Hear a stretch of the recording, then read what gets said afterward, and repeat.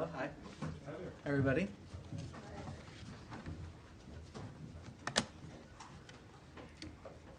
All right. So for those that don't know me, my name is Tommy Pigott, Principal Deputy Spokesperson. Stepping in for the day for Spokesperson Bruce, who is traveling with the Secretary and the President. So to start, a few remarks up top, and then I'll be happy to take some questions. So the American people can be proud that their leaders are putting their safety and security and prosperity first. This week's developments show an administration delivering boldly on its promises, and the results speak for themselves. When President Trump says he will never leave an American behind, he means it. Edan Alexander has been released from Hamas captivity and reunited with his family in Israel. This is the result of unwavering American leadership. President Trump and Secretary Rubio are also strengthening strategic ties in the Middle East, delivering security and economic wins in Saudi Arabia, Qatar, and the United Arab Emirates. Earlier today, President Trump announced Saudi Arabia's $600 billion commitment to invest in the United States, building economic ties that will translate into jobs and opportunities for the American people and the region. Secretary Rubio will next travel to Turkey to attend the NATO informal foreign ministers meeting. Since the November election, 20 NATO allies have announced increases in defense spending, a direct result of President Trump's leadership and a renewed commitment to peace through strength. We also welcome the ceasefire between India and Pakistan and commend Prime Ministers Modi and Sharif for choosing the path of peace. As President Trump said, their decision reflects strength, wisdom, and fortitude. We urge both sides to maintain direct communication to preserve regional stability. Regarding Iran, negotiations continue to show progress. This administration remains clear. Iran will never be allowed to acquire a nuclear weapon. As President Trump has said, Iran can have a much brighter future. The time is right now for them to choose. And finally, the President has secured another win for American workers. An initial agreement with China to reduce China's tariffs and set a path for future discussions to open market access for American exports. As President Trump has said, the U.S. will continue to prioritize fairness, reciprocity, and results. The American people are already seeing the benefits. Inflation is down, grocery and gas prices are falling, and optimism is returning across the country. President Trump is once again delivering on his promise to make America great again. And before I take questions, I would like to thank spokesperson Tammy Bruce and the entire team for its unwavering support. It is an honor to be here, and I look forward to answering your questions for the American people. And with that, I'll take some questions. Tommy? Yeah. Thank you. Welcome to the briefing room. Trump said today that he's ordering the cessation of sanctions on Syria. How quickly will the U.S. lift these sanctions? Is this something we could expect as soon as coming days? I have nothing additional to preview. The President obviously spoke to this, and the President has been clear he wants to see prosperity for the entire region. That's part of the purpose of this trip, so nothing to further preview in terms of a timeline. And is the U.S. pressing the UN Security Council to lift sanctions on HTS? Again, nothing to preview on that front, but as the President said, this is about making sure we can have a region with peace and prosperity, long-term prosperity. And as Caroline Leavitt said before the trip, this is about a golden age both for the American people and for the Middle East. And we're seeing that dedication with the many different announcements that the President made today. Can you give us an update on the talks between Russia and Ukraine later this week? Will Secretary Rubio be participating in those talks? What are the expectations from the U.S. side? And there's been talk about a face-to-face meeting between Zelensky and Putin. Can you tell us anything about that or talks to prepare for those talks? Well, the President has spoken to this as well. He has been clear that the meeting in Istanbul is a critical opportunity for direct talks between Russia and Ukraine.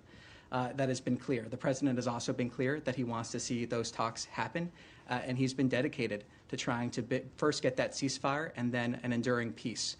In terms of specifics, nothing further to preview. The President also spoke to this during his speech just a short while ago. I'd refer you to his comments there. But this is a critical opportunity to, again, have those direct talks to try to achieve that ceasefire and then that long and enduring peace. Yes. Thank you, Tom. Good to see you behind the podium. Very quick question. On Sunday, the Israeli Prime Minister Benjamin Netanyahu said that the ethnic cleansing of Gaza is inevitable and that they were targeting every house in Gaza for that purpose. So in the United States, are they okay with that kind of language, or would there be a rebuke in the future of such a thing that is clearly, speaks of a war crime? What is the position of the U.S.? Well, first, I don't accept the characterization of your question. And second, I'd say that Hamas bears sole responsibility for the war and for the resumption of hostilities. We want peace and the immediate release of all hostages. And we've also been clear from this podium and elsewhere that any departure from Gaza must be voluntary. Yeah, but you as far as what he said, that's what came out of the cabinet meeting. Independent of what we hear about Hamas and so on, and they are responsible for this. But do you have a position on the forcible removal of the Palestinians from Gaza? Look, I just answered that question. I stand by what I just said, and ultimately, Hamas bears sole responsibility for this war. Yes. Follow up on Gaza. The spokesperson last week, Tammy, mentioned that a foundation would be set up. At that time, it was very shortly. It was last week to distribute aid into Gaza.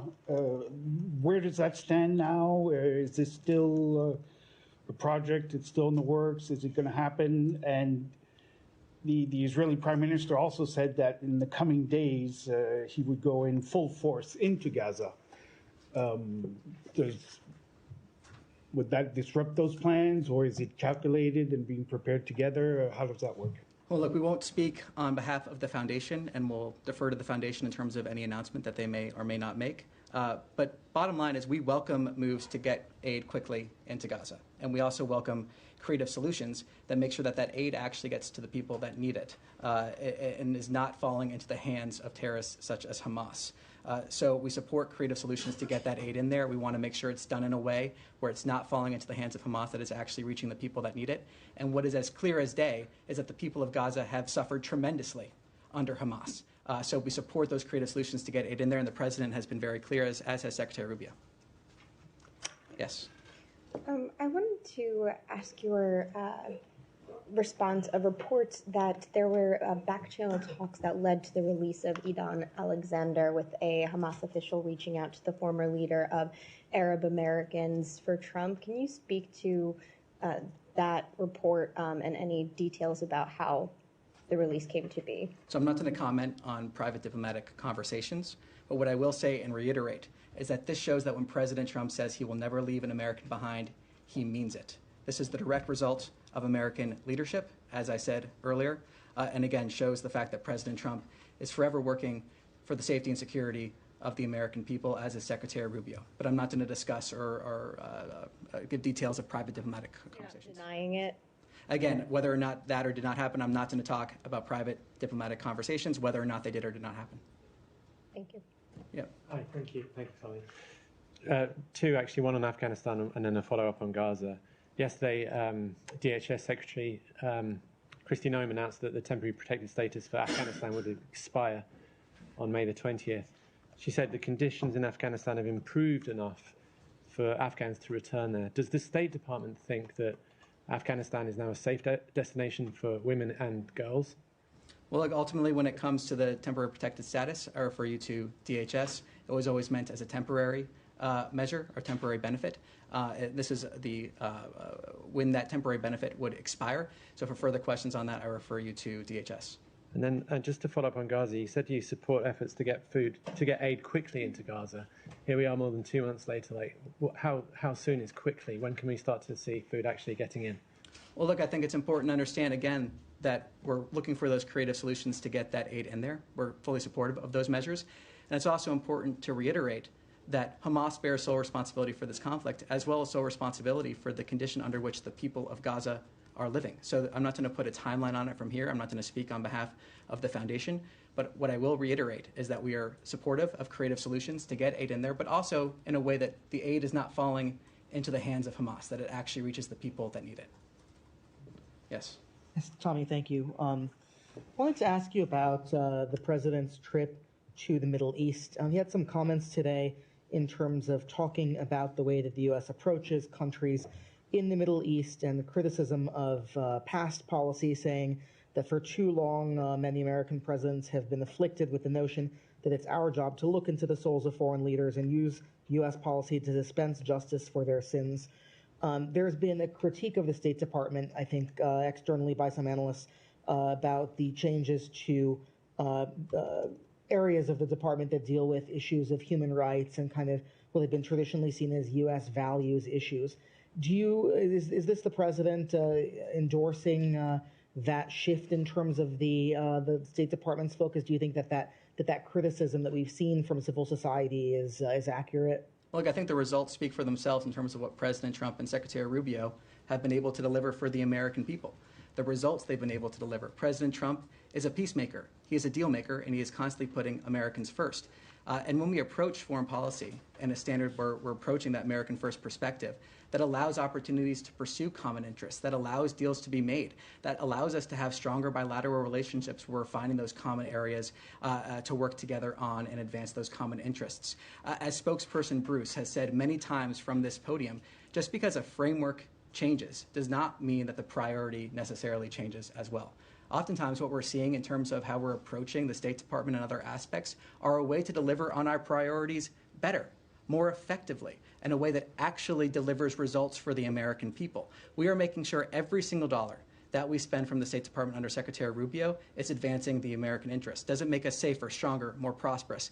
And I think that's a standard that the American people expect us to have here at the State Department. They're happy to see that, and the results, again, speak for themselves. With perhaps the most successful, I would argue, the most successful 100-plus days in history in this past week, the results we have seen from President Trump speak for themselves. Thank you, Tommy. A question about the new arrivals from South Africa that landed in Dulles yesterday. The UN's International Organization for Migration has told ABC that they were not involved in administering any loans. Typically, they would be the ones to run loans funded by the State Department to pay for refugees to come to the United States to cover those travel costs. Wondering, can you speak to how that travel was funded, or say anything more about whether the State Department is giving out any loans in this case? Well, look, I'm not going to talk about specific relationships we have with organizations. I'm also not going to talk about operational details in terms of how we're implementing the priorities laid out by the President and Secretary Rubio. The main bottom line, though, is that we are implementing those priorities. We are seeing the President's executive orders being delivered upon here at the State Department, and this is an example of that, of course, collaborating across different agencies. So we're going to continue seeing those priorities fulfilled, but I'm not going to comment here on internal operational details or specifics of that nature. Yeah, thank you, Tommy. A question on Turkey, and I have a question on Iran too. Yesterday, the Kurdistan Workers' Party (PKK) declared its dissolution and end to its armed struggle against Turkey. There were reports talking about that the U.S. played a positive role in this process as well, and even yesterday, Secretary Rubio spoke with his Turkish counterpart, and he spoke about this too. Have you played any role? Have you been involved in this? And what's your comment on that? Are you considering removing this group from the FTO? I'm not going to speak about private diplomatic conversations nor preview decisions of that nature that may or may not be made. What I can say is that we welcome the recent announcement from the Kurdistan Workers' Party on its intent to disband. The United States designated the PKK a foreign terrorist organization in 1997. Tens of thousands of people lost their lives as a result of armed conflict in the decades since the organization was founded, and the terrorist group laying down its arms is a victory for civilization. It is the United States' hope that this announcement will lead to increased stability for the region. And a question on Iran. You said that regarding Iran, negotiations continue to show progress. What progress have you made so far with Iran? And the next round of talks has been scheduled with Iran. Can you tell us what time or? Nothing to preview on that front. What I can say is the President spoke to this just in his speech a few hours ago, talking about the time for choosing for them is right now. There is a path to prosperity for Iran. He wants to see the entire region be prosperous. He's also been clear that there are two options for Iran. Iran can never have a nuclear weapon, but there are two options in regards to that, a good option and a bad option. So the President has spoken to this. He's made our priorities clear. He's made the goal clear, and I don't have anything additional to add beyond his comments there. Thank you. Thank you. Thank you. How does the U.S. State Department view the Bangladesh interim government's ordinance banning all activities of the largest political party, Awami League, one, as I told you, that one of the largest political parties, effectively erasing its political identity and barring its from future election. I just wanted to mention here in previous briefing, Tommy stressed the importance of election and democracy in Bangladesh, especially inclusive election. Now they banned this political party from the activities. What is your concern on that? So what I can say on this is that we are aware that the interim government has banned the Awami League from all political activities until a special tribunal for the party and its leaders concludes. We do not support any one political party in Bangladesh over another. We support a free and democratic process, as well as fair and transparent legal processes for all individuals. We urge all countries, including Bangladesh, to respect the freedoms of expression, peaceful assembly, and association for all. And how does you, as a State Department, view the interim Bangladeshi government role in the fostering radical ideologies and enabling terrorism, following reports of the law advisor Dr. Asif Nazrul meeting with Lashkar-e-Taiba operative Harun Izhar and growing support of violence in Kashmir by political and religious leaders? They met in the ministry in Bangladesh. So again, taking a step back, I'll reiterate what has been reiterated from this podium before. We value our partnership with the people of Bangladesh, spanning more than 50 years. We remain committed to deepening our partnership by working with the interim government. And I already commented on your other question there, but nothing further to add. Thank you. Yes. Thank you very much, Tommy. Two questions, one on the North Korea, and then the second question about the Russia follows. As you know, that the North Korea launched the multiple ballistic missiles into the East Coast last week for the second time since the second term of the Trump administration. How do you view the fact that North Korea is receiving missile technology support from Russia, which is further escalating the threat to the Korean Peninsula? So we've spoken on this in the past. I'll refer to those comments and take back your question for further details if we can get there. I think the second question on Russia. Russia's Kremlin said that it will pay for the North Korean soldiers who died in Kursk during the war in Ukraine, and that Putin is preparing a new mission with the North Korean military. How will the United States react to the fact that North Korean troops will continue to be stationed in Russia and help Russia, even if Russia and Ukraine reach a ceasefire and the war? Well, as spokesperson Bruce has said from this podium, third countries like the DPRK that have perpetrated the Russia-Ukraine war bear responsibility. The DPRK's military deployment to Russia and any support provided by the Russian Federation, the DPRK, in return must end. Yes.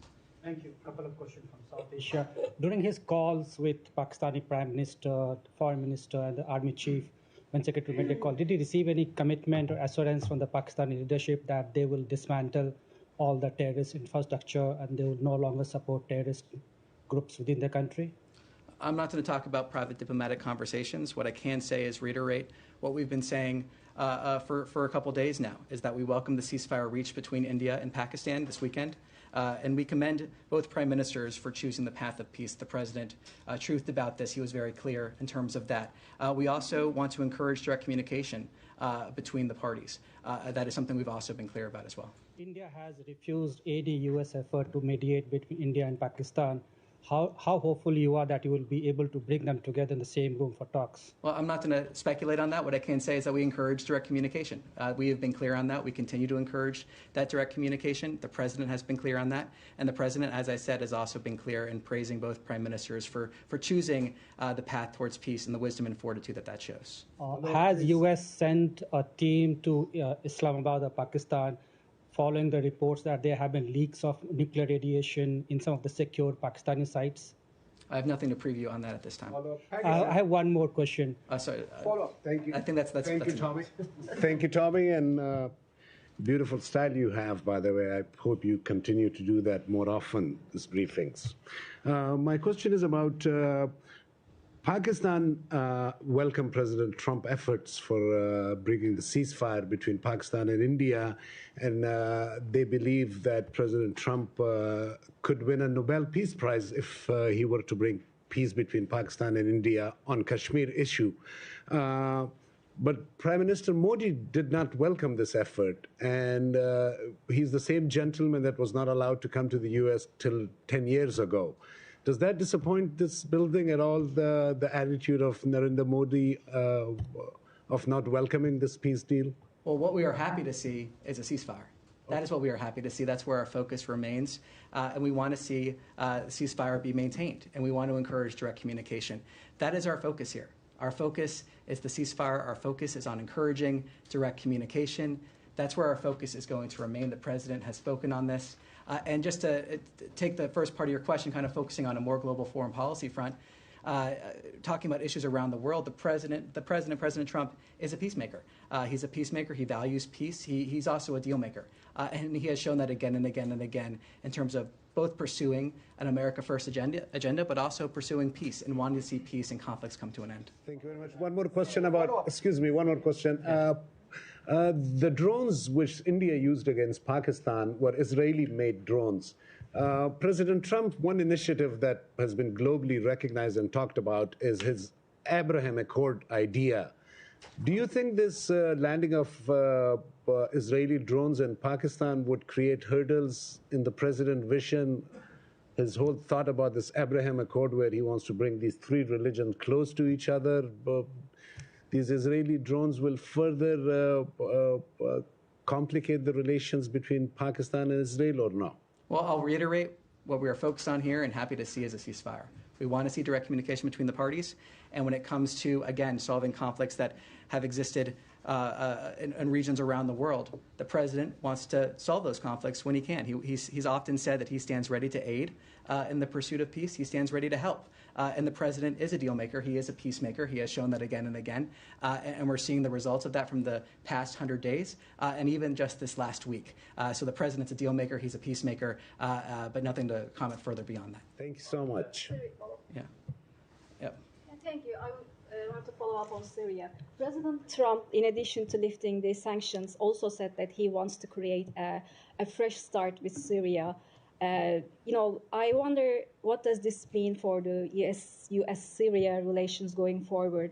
Does this move indicate a broader policy shift towards full normalization? I also wonder, President Trump also said today that Secretary Rubio will meet Syrian Foreign Minister Al-Shaiban in Turkey later this week. What are your expectations from this meeting? Well, the president spoke to this. He spoke to his reasoning. He spoke to the fact that he wants to see the entire region thrive. We want to see peace and prosperity.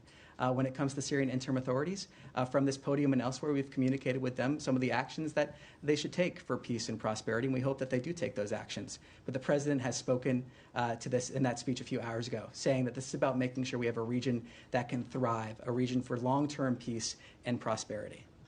Yes? Yeah, I wanted to follow up about the Secretary Rubio's trip as well to the Middle East. So the importance, if you can elaborate a little more, although you did some, about the relationship between the U.S. and the Middle East and how important this relationship will be also to succeed through those countries like Saudi Arabia, the Emirates, to the peace talk in between Gaza and Israel, but also to stop Iran from nuclear weapons. The president has spoken to this issue as well just a few hours ago.